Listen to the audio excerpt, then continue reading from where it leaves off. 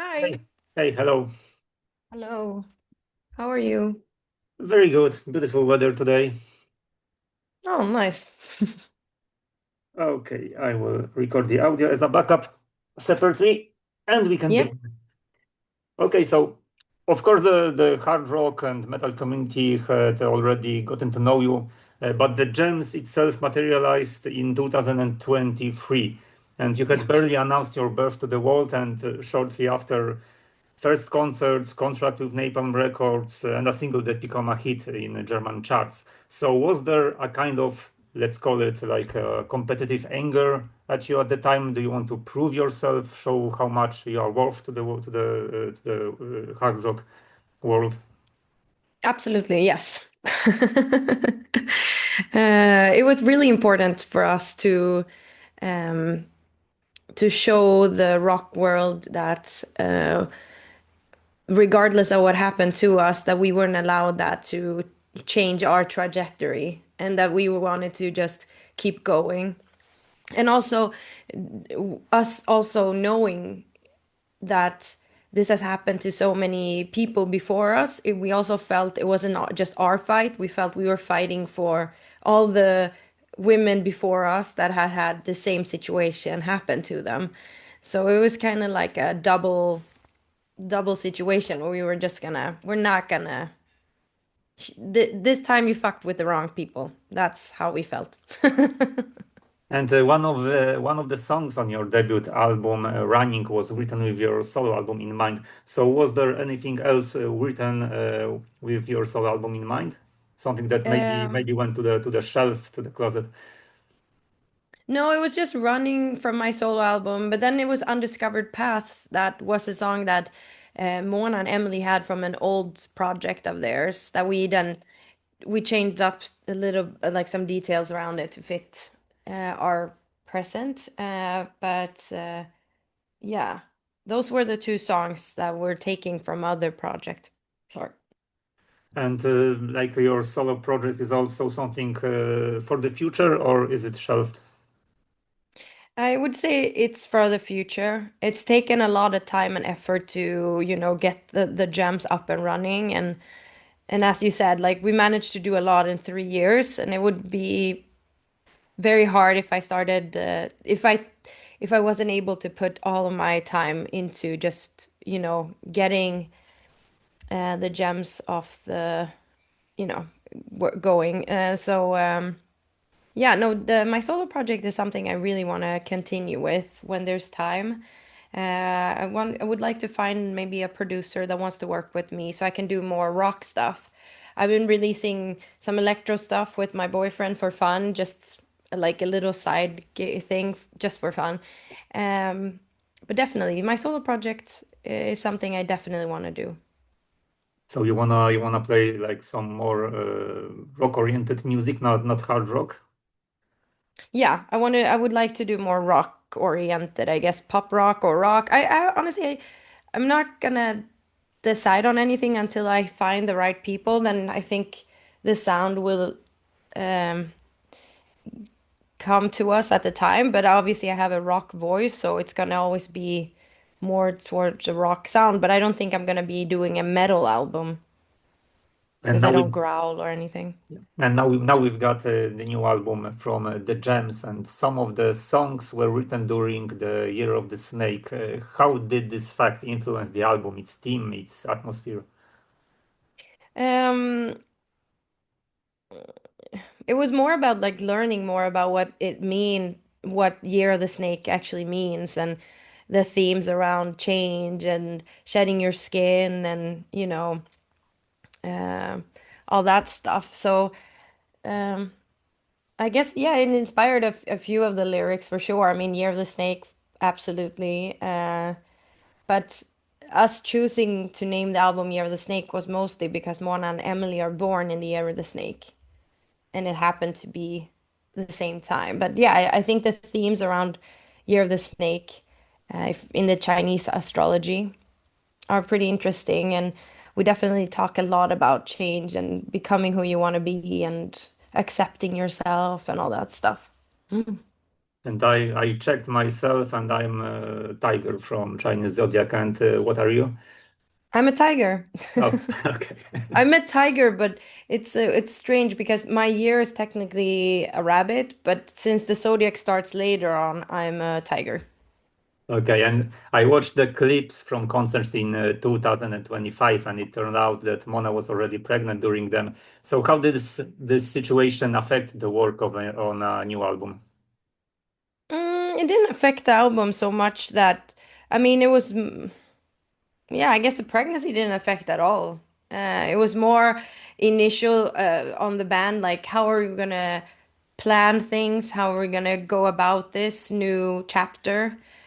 So it was more rearranging and thinking different, having a different perspective on things. But songwriting wise, it wasn't something that we wrote about on this album at all. Um, and I think she did a great job playing with us as long as she could, as long as she could fly and, fly into Germany and stuff like that. So, yeah, she's worked more than ever now that she was both pregnant and just after like I guess a month after having the baby, she started working again because she plays with a big Swedish artist and they have a show I think it's like 5 shows a week. So she's a badass. And initially, the album was supposed to be released in 2025, so why the delay? The delay was because when we turned in the master in the summer, the label told us that we needed to have 45 minutes on the album, and we had in the spring we had gotten from our then label rep an okay to only do 10 songs because we personally felt like 10 or 11 songs is more than enough on an album today. It's like a waste. And not that we don't want to create a lot of music, but it just considering how the algorithm works and everything works right now, it just doesn't seem like such so important. Um, and they gave us an okay on that, and then they changed personnel on their label, and then when we turned in the master, they told us like, no, you need to create more. It needs to be at least 45 minutes because that's in our contract. So then we have to pivot, and we had to do a crowdfunding. So our fans helped us finance the three last songs, which was Firebird, Stars, and Forgive and Forget. And that's why it was delayed. And before the album release, we already had a glimpse of its content thanks to the singles that were released. And considering that Year of the Snake is full of catchy choruses, catchy melodies, how did you choose which songs should represent the album? Did it involve like discussions, like voting, hair pulling, scratching with nails? No, and when we did, yeah, I would say those are the most heated conversations when you're first deciding on what songs to keep and what songs to leave out. And then when you need to do the track list, because we still do it the old school way where we put a lot of effort into the actually track list if you listen to the entire album. So yeah, those are the most heated conversations we have, and everyone gets a little, like you really fight for whatever you believe is right at the moment. Um, but what was the question? Sorry. How did you choose these songs? It was like a voting, like a discussions. Yeah, we voted with our producer. He helped us out because he saw Johan Randén. He's like the fourth member, I guess.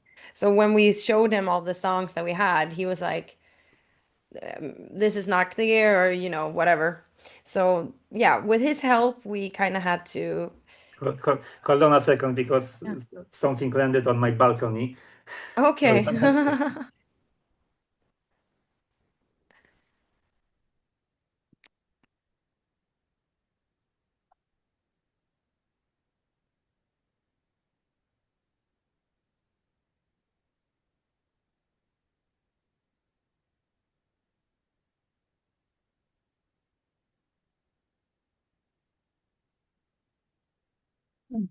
That's interesting. A courier throws on something to my balcony. So, okay. hmm Okay. That's interesting. Okay. So, it's a good sign. yeah. And how would you compare the Year of the Snake to the Phoenix album? In what direction has the Gems developed over this course of few years?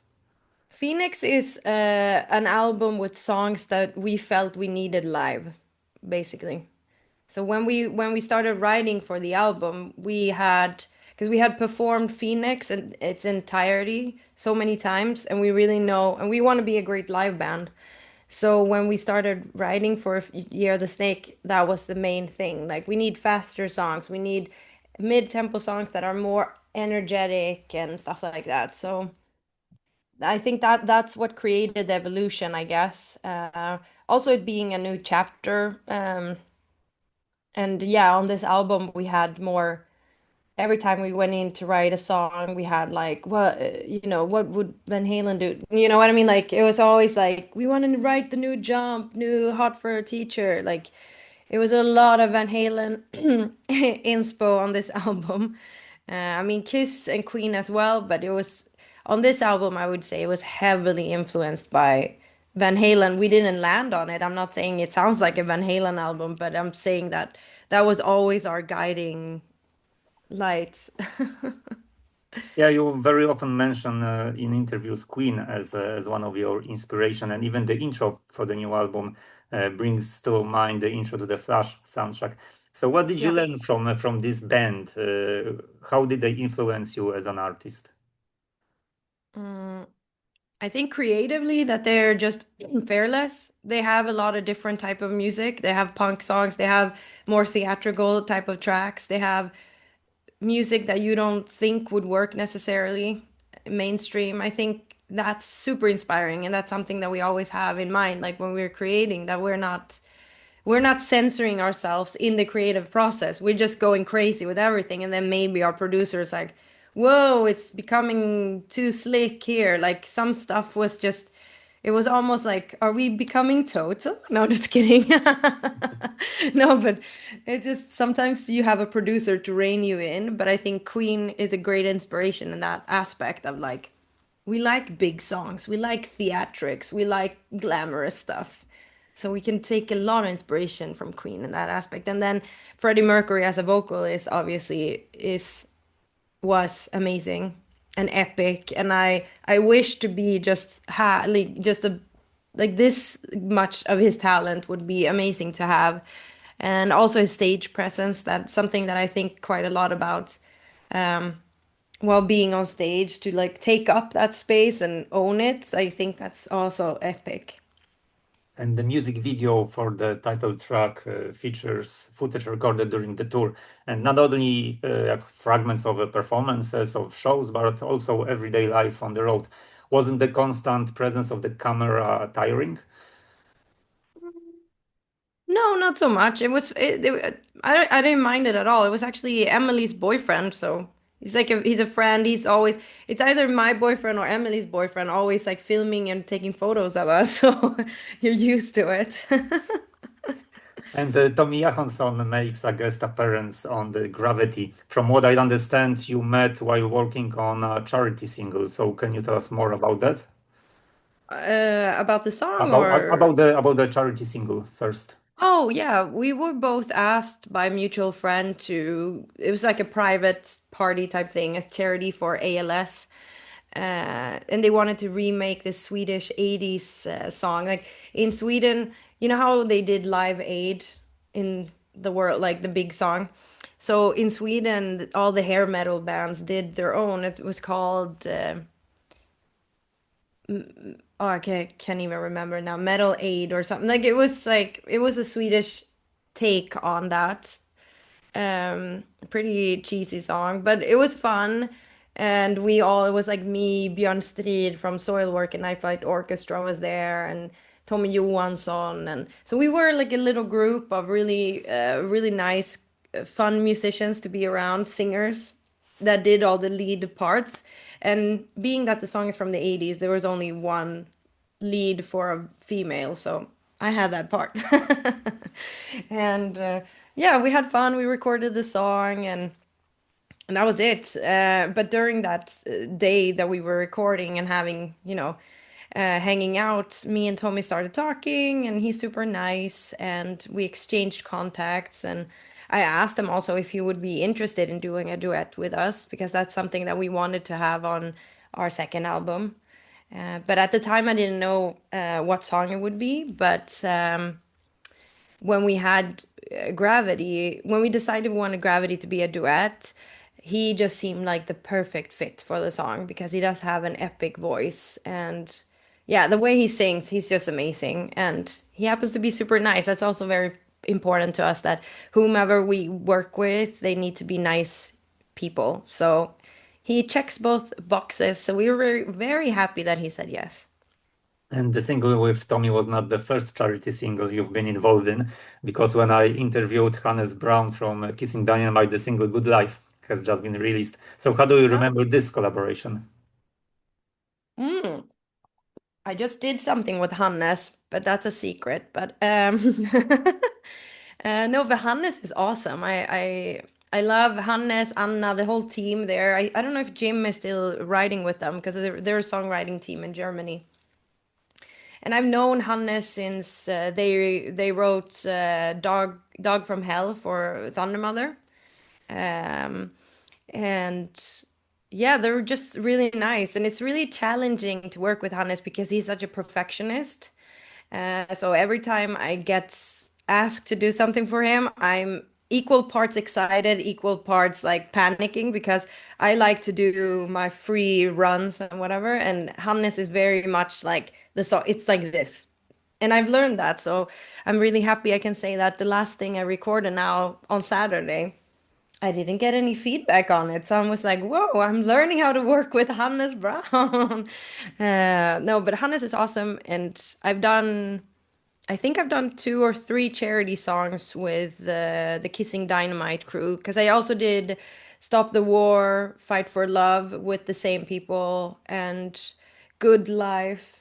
And wasn't it one more, or am I maybe I'm mixing it up. Maybe it was Good Life and then Stop the War. I have the single there, the one that we did for Ukraine. Um, yeah, I honestly I feel like I'm not a rich musician or anything like that. I have a good life, of course, and I feel very grateful for everything that I have, and I feel like every opportunity I get to help out with my voice, I'm very happy to do so. Like last year, I also was part of a cancer charity thing here in Stockholm, singing Dio. So it's important to me because I want to help out with what I can, and what I can is sing. So if I can lend my voice to something that can help others, I'm always down, like up for it. So it's really nice to do a few charity songs per year would be awesome. And 2 years ago, I interviewed another band that you were collaborating with. It's Silvera, who plays a little more rock music, more like alternative in style of Alter Bridge. So, how do you remember this collaboration? Hmm.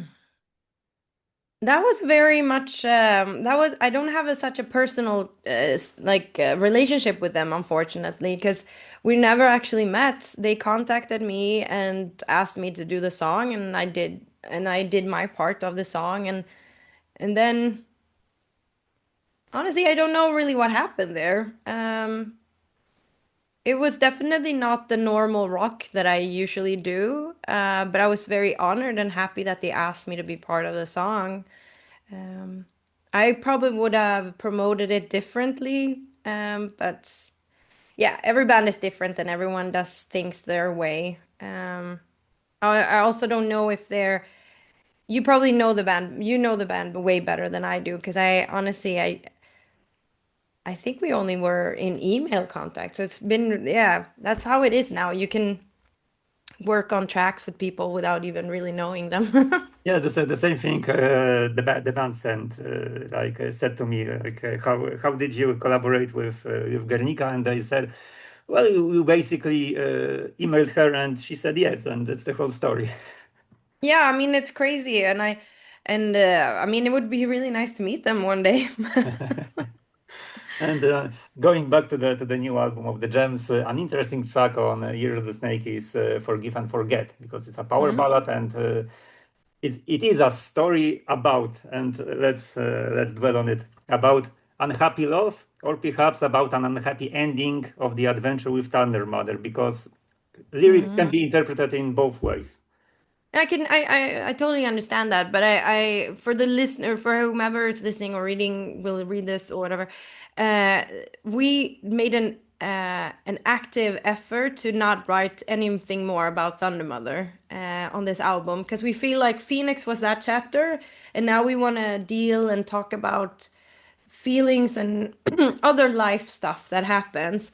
And Forgive and Forget is more about, I guess, a love relationship or a relationship with family members and stuff like that, because it can be very complicated and also a wishful thinking of, because in my case, um, and I was the one that came up with the forgive and forgetting is I'm very good at forgiving, but I don't forget easily. So it's like and then you're the one carrying around the baggage of never, you can never properly let go of anything if you know what I'm saying? So Yeah. so the song in itself is it's a wishful thinking for myself to be like, I want to be able to forgive and properly forget so I can actually, I don't want to be carrying around all this shit all the time. So it's a wishful thinking. But yeah, it's more about a past relationship or a sibling relationships. And every respecting rock band have songs about drinking alcohol. So tell us Oh about yeah. your adventure with Vietnamese moonshine and how it turned out into a song. Sorry, what was the question? Tell us about your adventure with Vietnamese moonshine and how it turned out to be a song. I actually tried it on my birthday last year, as I was in Vietnam for like 7 weeks, traveling the whole country. Amazing. I highly recommend people go to Vietnam. Um, and we went on this like tour, and one of the stops was like, "You're gonna try this happy water." And they had these big jugs, one with a cobra inside, one with some fruit, one with some other stuff. And he was like, "This is happy water," and everyone got a shot. And and then he was like, 100. That's how we say in Vietnam. So I was like, all right, these are really, in my mind, it sounded really interesting and new and fresh. So I wrote it down like instantly. I was like, we need to do something with this. I didn't like the taste of it. I thought it tasted like shit. I rather drink gin or vodka, whatever, anything else. But it was really good. Idea for a drinking song. Because we did want to have some more lighthearted, songs on the album as well, just like Hot Bait, like so we have those two songs that are more, just fun life stuff. But yeah. And also Math Ain't Mathing is a song that stands out, but in terms of vocals. So the story behind this song, because it's sung almost, well, maybe not rap, but maybe in a little new metal way. Yeah, I love rapping vocals. I wish I was a rapper, honestly. But I'm not. And this is the limit to my rapping. Rhythmical vocals. Like I'm also a big fan of like both Sebastian Bach and Axl Rose, they always had those kind of you know what I mean? So yeah, it could be new metal, but I feel like new metal is more proper rapping, whereas this is more rhythmical singing. But it's in the same family.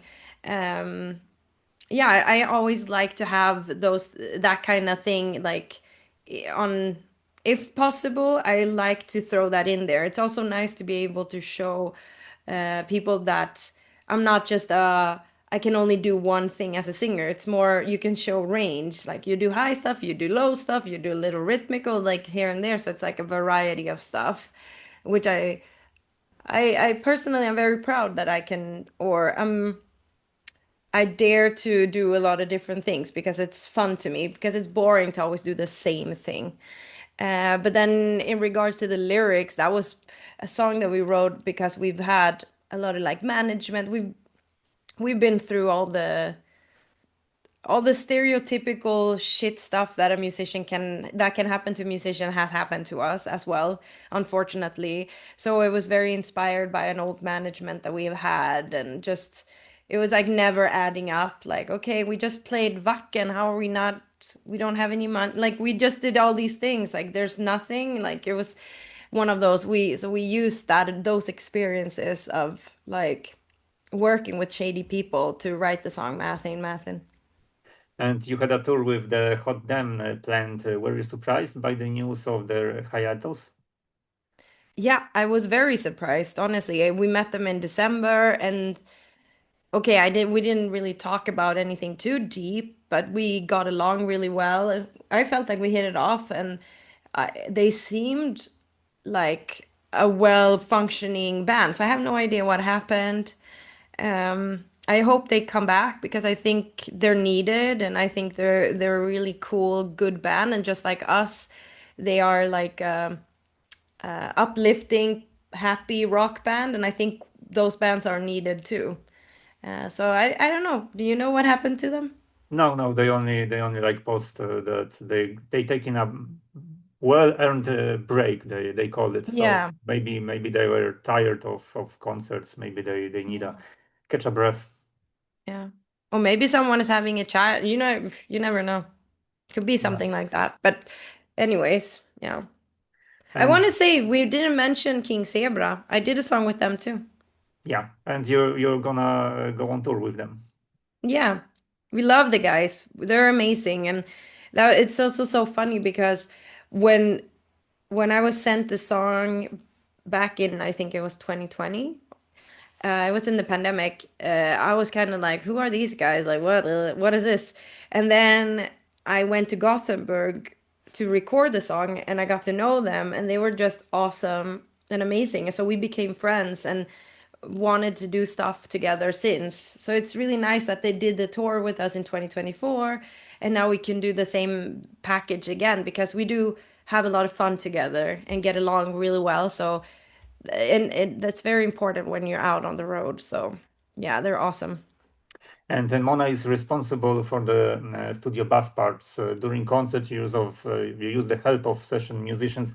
Are you working on more permanent solution? We are actually, or we haven't started yet, but I'm telling people in interviews now because I'm in the hopes of people reaching out to us eventually. But I don't know if we're gonna try to do like an audition. Obviously, we can't do like Skid Row because we're not that big, but we can do something similar. Um, so we are looking for a permanent hired gun. So it would be you're part of the band, but you're not part of the company, basically, um, which is the norm in most bands today. So yeah, we are looking because it's very tiring for us to keep rehearsing with new people. We've been very lucky to work with exceptionally amazing musicians, but it's still like you need to do everything again and and it's always a little different here and there. So that's why we, for example, on the German dates this summer, we're gonna have our friend Artyom Art play bass with us in Germany because we feel comfortable with him and he's amazing as a bassist. But like all the guys that play with us, as you know, just jump in to help out here and there, they all know that we want to be an all-female band. So yeah, if any girls are listening that are really good at playing bass, and have their mental health in order and are, hardworking, good people, then yeah, you're welcome to audition. And some people on the comments suggesting adding a second guitar to enrich the sound of the jams. Have you ever considered this option? No, it's too much money and too much personalities, and no, thank you. I So mean, it's more I people, think more people that problems. yeah, exactly. I think people that say these things, I understand it. I can understand it for the sound wise, but I don't think it's that necessary. I don't know if these people commenting even understand when people have backing tracks and stuff. Like it's also like who is saying these things? Um, and also adding another person, another personality, it can be devastating to the band as well, like the vibe and everything. So I'm very cautious to bringing in people. That's why I'm also like, whomever we do bring in, we're gonna have to try and see and really figure out that everything is in order because we've had a lot of experience now. So it's, yeah. important to have good, stable people. And this is all that I have prepared. So thank you very much for your time and have fun during other interviews. And Oh, thank uh, you. and I would like you to say something to our readers and to obviously Polish fans of your work. Well, first of all, I hope that you'll enjoy Year of the Snake. It's an uplifting, high energy rock album. And during these like very dark times in the world, I think it's really nice to have some music that you can listen to that can uplift you. At least that's how I feel. Um, and also, I really hope that we get to come and play in Poland because we haven't really been there at all. So yeah, make if you guys can stream our music, then it's gonna be easier for us to actually tell our booking agent to try to get us shows in Poland. So help us out. Okay, again, thank you for your time and have a good day. Thank you. Bye. Bye.